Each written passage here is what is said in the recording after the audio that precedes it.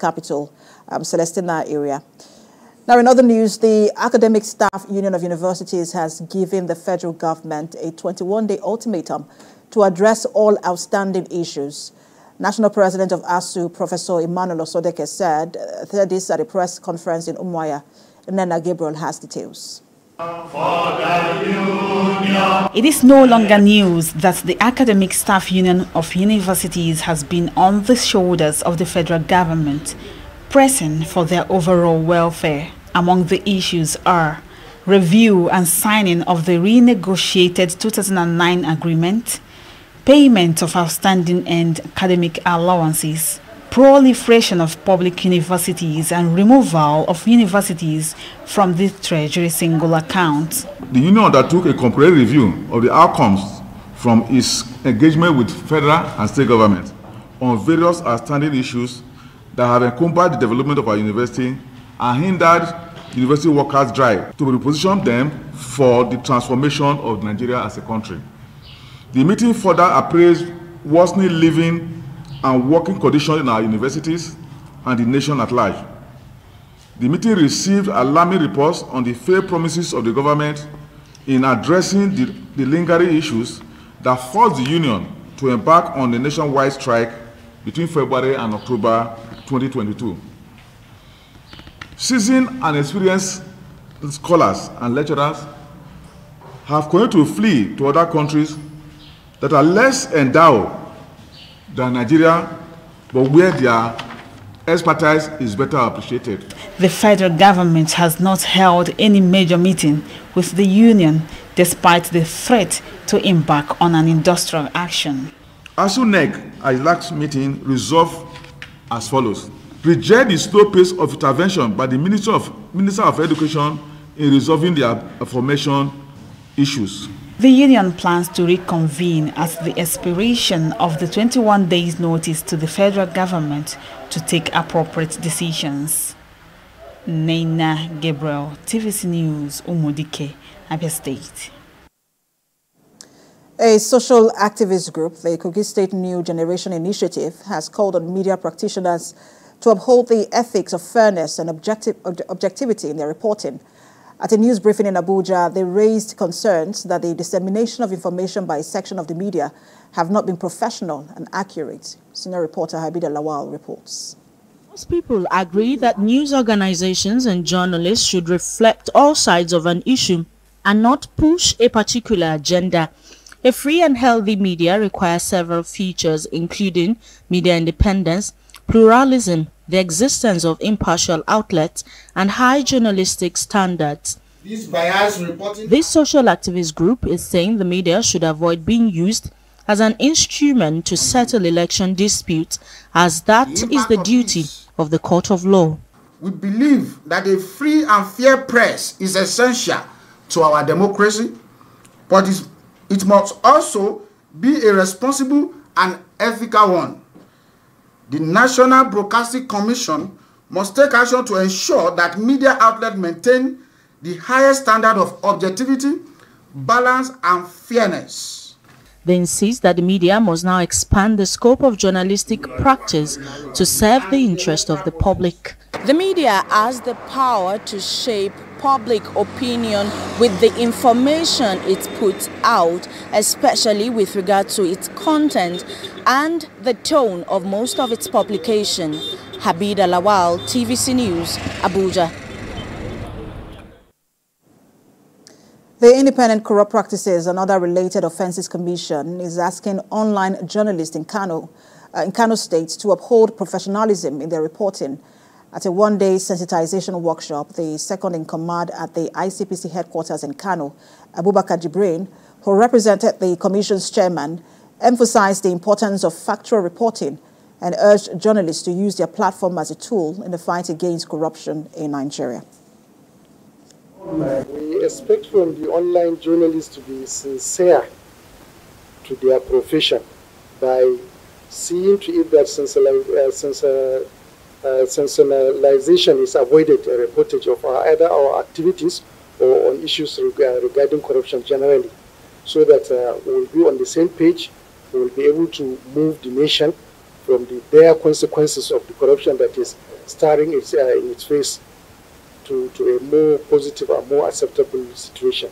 This training, we hope that our members will be equipped with the right skills in terms of reporting issues that borders around corruption.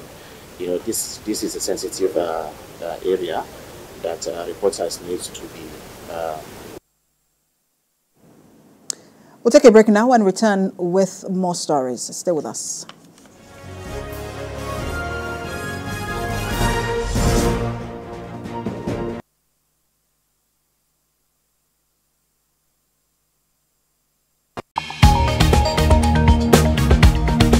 The Inspector General of Police has met with senior officers to review the state of security. We are continuing our coverage of the arrest of Godwin Emefiele. The Senate has summoned the governor of the Central Bank of Nigeria to properly brief the Senate regarding the state of the economy. What I will never take is threat. Let's now bring you more development from Ibadan, the Oyo State capital, where an explosion has taken place. Tell us about this incident. TVC News, first with breaking news. Doubt and fear doesn't occur at the canvas, it shows in the canvas. It shows the conation of raw earthen material slabbed, stroked and molded at a pace provided by the doubt and fear. Every move way in the struggle of one to the other, merging the past to the present, brushstrokes of colors seen but not known. For when the wailing stops, the pieces settle down in abject beauty, erected for a century of a century. Speaking, advocating, protesting, as the arts are meant to be.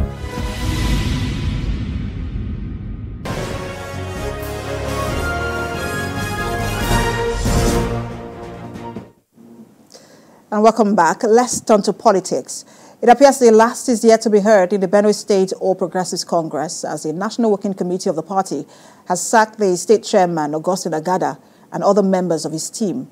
This development comes despite an ex parte order by the State High Court directing the national leadership not to remove Mr. Agada and other officials until the expiration of their 4-year tenure and pending the hearing of the application. The NWC, led by its national chairman, Abdullahi Ganduje, inaugurated a 7-man caretaker committee headed by Benjamin Omale and Ben Angwe, secretary. The committee will take over the affairs of the party in Benue State for 6 months.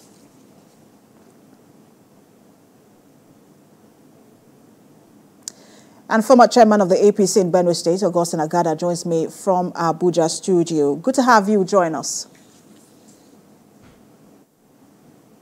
Good afternoon. Good afternoon. So let's start with this latest. The National Working Committee has now removed you and members of your team and inaugurated a 7-man caretaker committee. How do you react to this? Well, like you know, I also saw it as your accent on the news that was what transpired after an order have been served on them.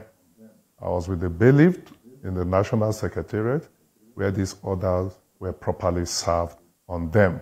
So I wouldn't say much. It's left for the court to decide whether or not, wrongly or rightly, their orders were carried on or it wasn't carried on.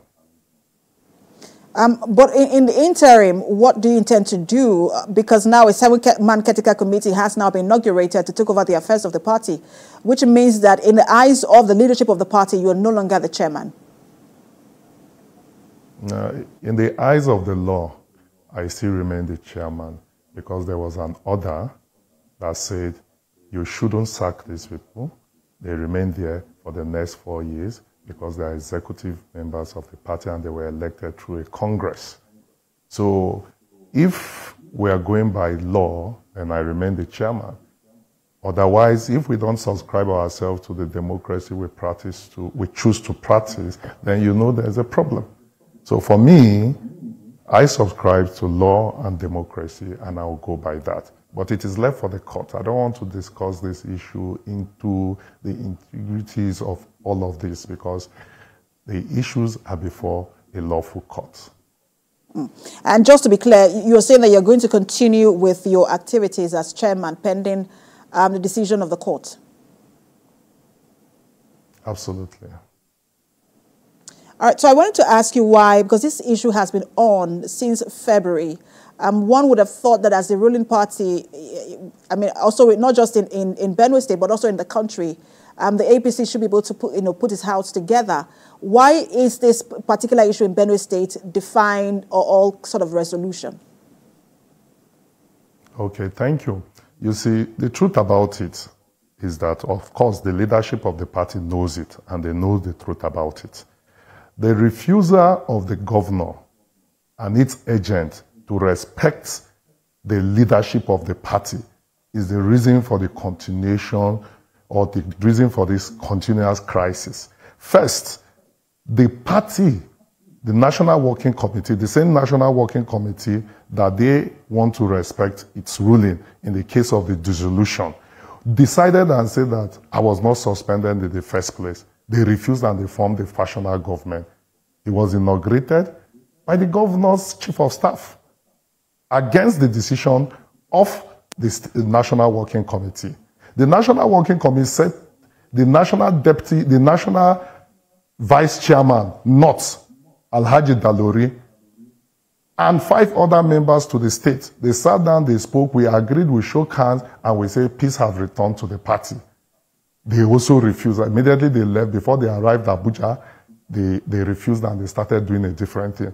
The National Working Committee again, on the 20th of March, wrote a letter to to myself as state chairman, and also to the governor as the leader, as the governor of the state and one of the leaders of the party, that as the governor of the state, can you withdraw all cases pending in courts?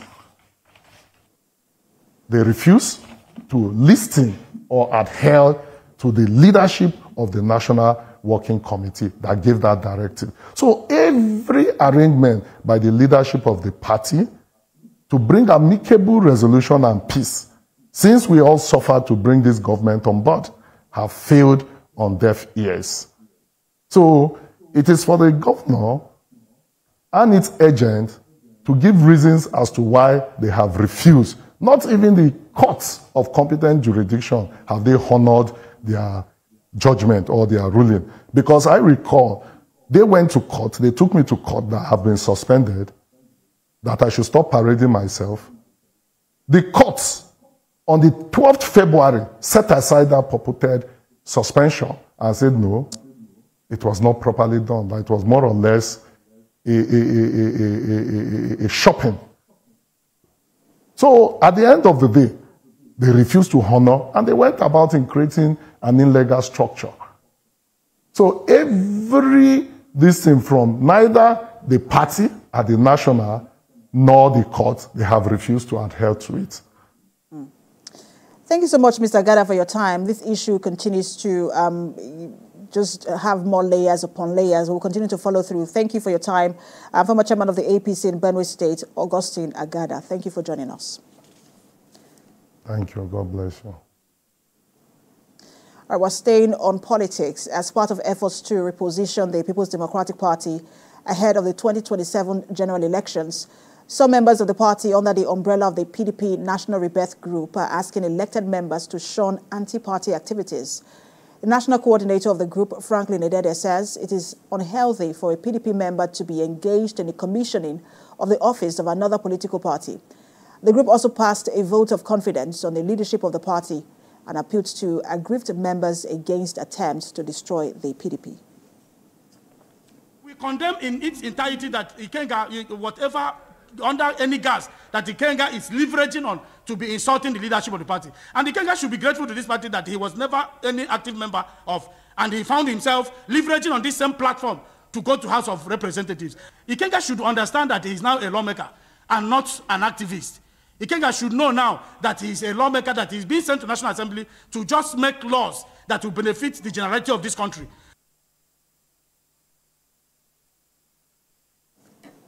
All right, let's turn attention now to Kebbi State, where a team from the office of the wife of the Kebbi State Governor, Zainab Idris, have embarked on a humanitarian mission to hospitals and internally displaced persons camps across the state capital. Hawa Mohammed reports. The team, led by Halima Muhammad Bandi, Commissioner for Basic and Secondary Education, who represented the First Lady, visited the internally displaced camp at Malala Quarters, Bayankara IDP, Ambrusa IDP, and the Sir Yahya Memorial Hospital, bringing joy and relief to patients and the community.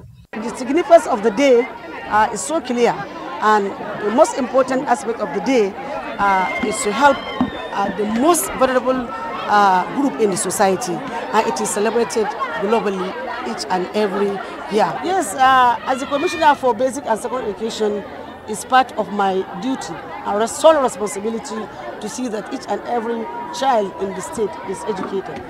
During the visit, the team met with the Chief Medical Director of Sir Yahya Memorial Hospital, Dr. Zaki A. Zaki, who thanked the First Lady for her good work. As part of the celebration for World Humanitarian Day, this is a very laudable program because you and I know that people are suffering. You get it? Our poverty index is not good. So this is the only way you can reach out to the needy ones in the society. Envelopes containing cash were handed out to support patients at the maternity ward, male surgical ward, labor room, and the postnatal wards, demonstrating the First Lady's commitment to complementing government efforts in the healthcare sector. Also, the team leader urged the IDPs to make use of the items judiciously. Some items donated include rice, millet, carton of spaghettis, and 150,000 naira. Beneficiaries at the IDP camp expressed their happiness over the visit and thanked the wife of the governor for her humanitarian care and support, and called on the governor to provide them with more assistance. We appreciate the state government for their continuous help to us, the less privileged. The government should help us with handwork. The state government has always provided for us, and we are so happy. The food will go a long way in helping our people. The assistance from the state government has gotten to us. We pray God blesses them abundantly. Hawa Muhammad, TVC News Kebbi.